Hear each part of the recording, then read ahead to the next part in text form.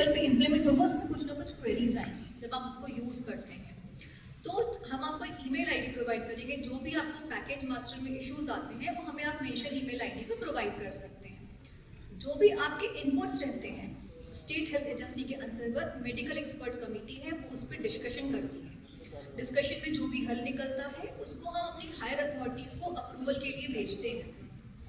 उन higher authorities के approval या रिजेक्शन के बाद में वो चीज़ नेशनल हेल्थ अथॉरिटी को जाती है। उसके बाद ही आपके सजेशंस पैकेज मास्टर में इंटीग्रेट होते हैं। ये एक समरी है। अगर हम देखें हमारे HBP 2022-2022, पहली बात तो वो आपके आयुष्मान भारत.mp.gov.in की वेबसाइट पर ओपनली अवेलेबल है, PDF फॉर्म में और एक्सेल फॉर्म में भी। हमें बहुत सारी क्वेरीज आती है कि मैडम इसको देखना कहाँ से है, तो ये ओपन पोर्टल पे अवेलेबल है जहाँ से इसको आप डाउनलोड कर सकते हैं।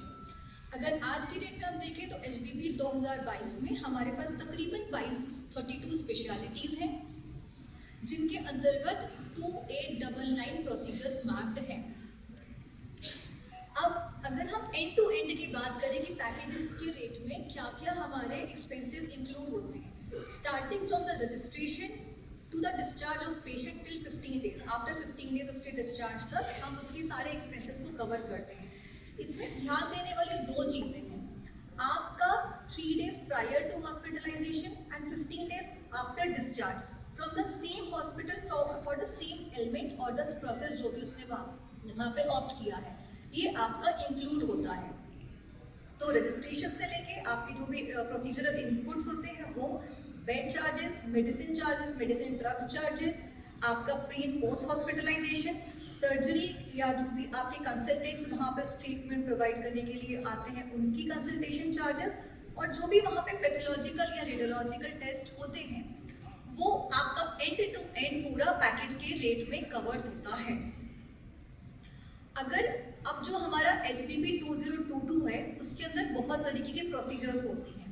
अगर आप उसकी एक्सेल शीट को देखेंगे तो वहाँ पे कॉलम होता है प्रोसीजरल लेवल का, कि क्या वो रेगुलर प्रोसेस है, क्या वो एड ऑन प्रोसीजर है, क्या वो फॉलो अप प्रोसीजर है, कि क्या उसमें और कोई तरीके का प्रोसीजर है। अब मैं आपको एक एक करके प्रोसीजर्स के बारे में समझाती हूँ। पहली होती है स्ट्रेटिफाइड प्रोसीजर, मतलब वो प्रोसीजर जिसमें एक से ज़्यादा ट्रीटमेंट मोडालिटीज़ इन्वॉल्व होती हैं। फॉर एग्जाम्पल अगर हम मिट्रल वॉल्व का रिप्लेसमेंट कर रहे हैं तो उसका अलग स्ट्रैटिफिकेशन प्राइस होगा, और अगर हम उसका रिपेयर कर रहे हैं तो उसका अलग स्ट्रैटिफिकेशन प्राइस होगा। सेकेंड हमारी टाइप ऑफ प्रोसीजर होती है cross speciality procedure. For example आपकी कोई एक सर्जरी है, वो आपकी जनरल सर्जरी में भी इन्वॉल्व है, वो आपकी पीडियाट्रिक सर्जरी में भी इंक्लूडेड है, और वो आपकी सर्जिकल ऑन्कोलॉजी में भी इंक्लूडेड है। प्राइस उनका सेम रहता है, बट जिस हॉस्पिटल के पास जो स्पेशलिटी इम्पैनल्ड होती है उस हिसाब से उस प्रोसीजर को बुक कर सकता है। इसमें ध्यान देने वाली एक चीज़ है कि फॉर एग्जांपल अगर आपके पास सर्जरी का पेशेंट आया है तो अगर वो पीडियाट्रिक है तो उसे कृपया कर पीडियाट्रिक सर्जरी में बुक करें, और वो अगर अडल्ट पेशेंट है 18+ है तो उससे आप जनरल सर्जरी के अंतर्गत बुक करें। फिर कुछ प्रोसीजर्स ऐसे होते हैं जो कि एड ऑन होते हैं। फॉर एग्जांपल आपका USG गाइडेड FNC या आपके हाईएड प्रोसीजर्स जो होते हैं डायग्नोस्टिक प्रोसीजर, वो आपके पेरेंट प्रोसीजर के साथ में बुक्ड होते हैं। अभी बहुत सारी क्वेरीज हमें हॉस्पिटल से आती है कि मैडम इसमें TMS में ये प्रोसीजर बुक नहीं होता, तो वो ये बोलता है कि कृपया करके एक पेरेंट प्रोसीजर को बुक करें। एड ऑन प्रोसीजर तभी बुक हो सकता है जब आपने पेरेंट प्रोसीजर को बुक किया होगा, और ये आपके प्रोसीजरल लेवल एक्सेल शीट में आपको पैकेज मास्टर में क्लियरली दिखेगा। तो एक बार आप जब पैकेज मास्टर को रीड करेंगे तो आपको ये समझ में आ जाएगा। उसके साथ में जैसे कि एड ऑन है, उसके ऑपोजिट होता है stand alone procedure. Stand alone procedure वो हो सकते हैं जो कि आप इंडिविजुअली पैकेज को बुक कर सकते हैं। फॉर एग्जांपल एक्सप्लोरेटरी लैप्रोटमी, जहाँ पे आप पैकेज को जनरल और पीडियाट्रिक सर्जरी में स्टैंड अलोन पैकेज को बुक कर सकते हैं। अब होते हैं फॉलो अप प्रोसीजर्स। सेम चीज HBP के एक्सेल में प्रोसीजर लेवल में अगर आप देखेंगे फॉलो अप प्रोसीजर्स, तो बहुत सारे प्रोसीजर्स आपको मिल जाएंगे जहाँ पे आपको 2 मंथ 3 मंथ्स के फॉलो अप प्रोसीजर्स आप बुक कर सकते हैं। उसके लिए अलग प्री ऑथराइज होता है, अलग से पूरी प्रोसेस होती है। मेन चीज़ आती है आपकी dynamic price procedures. For example आपकी एक सर्जरी हो रही है जहाँ पे आपके मल्टीप्लायर में इम्प्लांट्स की मल्टीप्लिकेशन किया हुआ है, मैपिंग की हुई है। अगर आप एक इम्प्लांट करेंगे तो आपका अलग पैकेज रेट आएगा, अगर आप 2 को बुक करेंगे तो आपका अलग आएगा। लेकिन जब भी आप इम्प्लांट बुक करते हैं और उसकी सर्जरी करते हैं तो उसके प्री-ऑथ में आपको जस्टिफिकेशन देना होता है और बाद में उसके पोस्ट ऑपरेटिव पिक्चर्स में भी हमको जस्टिफाई करना होता है कि आपने कितने इम्प्लांट्स को यूज़ किया हुआ है। अब ये जो से हमारी क्लेम मैनेजमेंट टीम ने भी आपको बताया कि पैकेजेस के टाइम पे बहुत सारे लोग लामा होता है, डामा होता है, पेशेंट की डेथ टेबल पे ही हो जाती है। उस केसेस में कैसे कैसे आपका पेमेंट होता है वो आपको समझाया गया है। अब जैसे कि मैंने बताया कि एचपीपी का जब इवोल्यूशन होता है या जब वो बनता है और जब इम्प्लीमेंट होता है तो एक मेडिकल एक्सपर्ट कमेटी की टीम हमारी इन्वॉल्व होती है। इस टीम में हमारे पास कुछ स्पेशलिस्ट होते हैं जो कि हमारे प्राइवेट हॉस्पिटल से होते हैं और कुछ हमारे government medical college and hospital से होते हैं। इनका मेन उद्देश्य ये होता है कि जो भी सजेशंस आ रहे हैं, रिकमेंडेशंस आ रहे हैं या हमारे स्टेट स्पेसिफिक कोई हमें गाइडलाइन प्रोसेस करनी है या मैंडेटरी डॉक्यूमेंट का एडिशन डिलीशन करना है या कुछ कहीं पे लगता है कि ये पैकेज हमारा अब्यूज प्रोन है, इस चीज़ में हमारे मेडिकल एक्सपर्ट कमेटी के सदस्य हमें गाइड करते हैं। अभी जो हमारी लास्ट मेडिकल एक्सपर्ट कमेटी हुई थी वो उसमें कुछ डिस्कशंस हुए थे जिसमें हमारे जीएमसी के स्पेशलिस्ट और प्राइवेट हॉस्पिटल के स्पेशलिस्ट आए हुए थे। उन्होंने हमें सजेशंस दिए जो कि हमने आफ्टर प्रॉपर प्रोसेसिंग उसको इनपुट किया। अब जब हमने मेडिकल एक्सपर्ट कमेटी की मीटिंग करी तब हमारे कुछ मेन पॉइंट्स निकल के 2 मेन पॉइंट्स थे। एक हमारा कार्डियोलॉजी में एक इशू आया था और एक हमारा ऑन्कोलॉजी में। कार्डियोलॉजी जब भी आप स्पेशलिटी लेते हैं तो कुछ मैंडेटरी रिक्वायरमेंट्स होती हैं कि आपके पास फुल टाइम इंटरवेंशनल कार्डियोलॉजिस्ट होना चाहिए, कैथ लैब होना चाहिए। कैथ लैब के वेरिफिकेशन और फंक्शनलाइजेशन के लिए एसएचए-एमपी ने एक चेकलिस्ट भी डेवलप किया है जो आप लोगों के साथ शेयर किया जाएगा। बट ये मेंशन डॉक्यूमेंट जो है वो आपके पास वहाँ पर प्रेजेंट हो, वहाँ पर आपके पास होना चाहिए ड्यूरिंग एम्पैनलमेंट। सेम चीज़ अगर हम कैंसर के लिए देखें तो कैंसर में ये हमारा नेशनल डेटा है। अगर हम देखें तो हमारे पास टॉप 5 कैंसर जो है हमारे नेशनल लेवल पे वो breast cancer, cervix, lips, ovarian, trachea है। ऑन द कॉन्ट्ररी हमारे पास कैंसर का जो पैटर्न एमपी में देखा गया है वो breast cancer, head and neck, blood cancer, soft tissue and bone cancer है। इसमें 2 चीज़ें हैं, या तो हमारा स्टेट स्पेसिफिक जो कैंसर का इंसिडेंस है वो अलग है, या तो हम कहीं ना कहीं कैंसर के ट्रीटमेंट में या उसके डायग्नोसिस में इशू गलती कर रहे हैं। इस हेतु एसएचए-एमपी का एक विजन है ट्यूमर बोर्ड का फॉर्मुलेशन करना। ट्यूमर बोर्ड का ऑब्जेक्टिव ये रहेगा कि हमारा एक लाइन ऑफ ट्रीटमेंट डिसाइड हो, उसमें जो भी चैलेंजेस आ रहे हैं हम उसको एड्रेस कर पाएँ और हमारी हर इम्पैनल्ड ऑन्कोलॉजी हॉस्पिटल में ट्यूमर बोर्ड इस्टेब्लिश हो जहाँ पे आपका सर्जिकल ऑन्कोलॉजिस्ट, रेडियोलॉजिकल ऑन्कोलॉजिस्ट और आपके मेडिकल ऑन्कोलॉजिस्ट अवेलेबल रहें जो कि समय समय पर मीटिंग करके आपको उस कैंसर की ट्रीटमेंट के लिए गाइड कर सकें। इस ट्यूमर बोर्ड के आगे गाइडेंस के लिए मैं doctor Rajat Lohia cancer hospital and research institute Gwalior को इनवाइट करना चाहूँगी। वो वहाँ पे सर्जिकल ऑन्कोलॉजिस्ट हैं जो आपको ट्यूमर बोर्ड के बारे में और गाइड करेंगे। Thank you.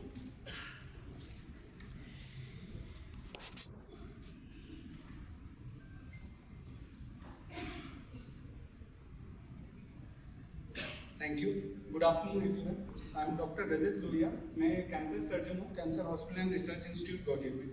आज मैं आपको क्विकली ये बताने आया हूँ कि ट्यूमर बोर्ड क्या होता है। जो भी हॉस्पिटल्स हैं कैंसर में ट्रीटमेंट में इन्वॉल्व है, जैसे कि हमें पता है कैंसर पेशेंट्स समय के साथ बढ़ते जा रहे हैं and more hospitals are getting engaged in treatment of cancer. So tumour board वहाँ पे बहुत इंपॉर्टेंट रोल प्ले करता है। एक्चुअली अभी तक क्या होता था कि सर्जन के पास पेशेंट आया कैंसर का, उसने सोचा ऑपरेट कर दूँ, कीमो वाले के पास आया, मेडिकल ऑन्कोलॉजिस्ट के पास, तो उन्होंने प्लान किया कि कीमो दे दें। बट एक्चुअली ट्रीटमेंट ऐसे नहीं होना चाहिए। It should involve medical oncologist, surgical oncologist, radiotherapist, it should involve radiologist जो इमेजेस पढ़ पाते हैं एंड ऑल्सो पैथोलॉजिस्ट। तो इसमें क्या होता है कि ट्रीटमेंट मी से वी पे जाता है, rather than I decide what is the treatment, क्या ट्रीटमेंट होना चाहिए। हम एज अ टीम डिसाइड करते हैं कि इस पेशेंट का क्या ट्रीटमेंट होना चाहिए। जितने भी हॉस्पिटल्स हैं जो कैंसर में ट्रीटमेंट में इन्वॉल्व है एंड जहाँ पे ये सारी फैसिलिटीज़ अवेलेबल हैं, उन सबको एक टीम फॉर्म करनी चाहिए, उन सबको एक टाइमलाइन फॉलो अप करनी चाहिए कि हम डेली ट्यूमर बोर्ड करेंगे या हम वीक में 2 बार ट्यूमर बोर्ड करेंगे और हम क्या केसेस डिस्कस करेंगे। सो बेसिकली क्या होता है कि मैंने आपको ये ऑलरेडी बताया, ये हमारा जैसे ट्यूमर बोर्ड हो रहा है, तो हम लोग अभी अब कैसे करते हैं ट्यूमर बोर्ड, डेली जो भी आप पेशेंट देखते हैं जरूरी नहीं है वो सारे पेशेंट्स ट्यूमर बोर्ड में डिस्कस होने चाहिए। देखिए ट्यूमर बोर्ड कब रखा जाता है, मैंने पेशेंट देखा, मैंने CT MRI बायोप्सी सब इन्वेस्टिगेशन करा दिया, अब उसका डिसीजन मेक करना है कि क्या मुझे इस पेशेंट को सर्जरी के लिए भेजना है या कीमो के लिए भेजना है, तब ट्यूमर बोर्ड का रिक्वायरमेंट है। तो जैसे अगर मैंने देखा है तो I can take that 5 to tumour board और मैं उस पेशेंट को क्विकली प्रेजेंट करके हार्डली 2 मिनट्स में आई कैन पुट इट कि मेरा प्लान ये है कि पेशेंट ऑपरेट होना चाहिए। अब हो सकता है मैंने एक 80 year old ब्रेस्ट कैंसर की लेडी को ऑपरेट किया, मैं सोचूं कीमो दे देते हैं, बट वहाँ ट्यूमर बोर्ड में 2 मिनट में डिस्कस हो जाता है, पेशेंट को बार बार OPD में इधर से उधर नहीं जाना पड़ता कि she is not fit for chemo, she is not fit for radio या शी डजंट रिक्वायर रेडियोथेरेपी, चलो हार्मोनल थेरेपी पे रखते हैं। सो आने वाले टाइम पे tumour board will be an very integral part of cancer management. अब इसके रिगार्डिंग क्या है, बहुत सारे कन्फ्यूजन होते हैं कि मे बी आपको लग सकता है ये तो बहुत टाइम कंज्यूमिंग है, तो हम ट्यूमर बोर्ड कैसे करें। तो मैं 2 बहुत छोटे से तरीके बताता हूँ आपको। जिन हॉस्पिटल्स कॉर्पोरेट हॉस्पिटल्स में सारी फैसिलिटीज़ हैं, आप दिन में हार्डली 15 मिनट्स रख सकते हैं where bare minimum surgical onco, radiation onco and medical onco मिले। They hardly bring in 2-3 files that are confusing और जिनमें डिसीजन मेकिंग करना है, and in that 15 minutes quickly you can decide the plan and in fact it gives you confidence क्योंकि that is not just your plan, it has been decided by a multiple panel of patient or doctors. Also एक मैं छोटा सा point add करना चाहूँगा, देखिए every day treatment is changing, so you might not be updated with the treatment but your colleague might be updated with that treatment. तो आपका भी एक तो अपडेट होती है नॉलेज, सेकेंडली कोई कॉम्प्लेक्स केस भी डिस्कस हो सकता है जो मे बी आपने नहीं देखा हो बट उन्होंने देखा हो, it increases your knowledge also. And more than that हमें पता है आने वाले टाइम में हम रोज देख रहे हैं patients are very much aware, they are taking options and they are taking advice from everywhere, so it gives you confidence and give patient confidence and also देखिए फ्यूचर में समवेयर और the other prevents lawsuits also, so that you will be more confident that it has been decided by the team. And कहीं भी आप देखेंगे तो universally वो दूसरे डॉक्टर्स के पास भी जाएगा, they will have the same opinion and somebody will question, less chances that will be questioned. Now एक छोटा सा पॉइंट कि suppose I am in a small hospital and जहाँ पे मे बी मैं सर्जिकल ऑन को प्रैक्टिस कर रहा हूँ या हम लोग सिर्फ रेडियोथेरेपी सेंटर है जहाँ पे रेडियोथेरेपी दे रहे हैं, तो how will be form a tumour board. तो मैं आप सबसे रिक्वेस्ट करूँगा, मे बी आपकी सिटी में देर आर अदर हॉस्पिटल्स जहाँ पे हो सकता है कीमो लग रही हो, जहाँ पे रेडियोथेरेपी लग रही हो, and maybe as a surgeon अकेले प्रैक्टिस कर रहा हूँ, so you can form a MOU and this is the future of tumour board. So ये टेलीमेडिसिन हो जाएगा फ्यूचर में, तो so you can like hardly get on a Zoom call on every Saturday for 15 minutes. जो भी आपके difficult cases हैं, जिन hospitals के साथ आपका MOU है, you just present and just put a seal sign on the patient's sheet कि हाँ this has been discussed in tumour board with these doctors and this is the treatment plan. And lastly, if in your city you don't have other specialties, you are very much welcome to form a tumor board in other cities with your colleagues who can put it and you can put it on the file, and this is just a documentation that you have discussed the case with them and everybody agrees कि ये plan है इस patient का।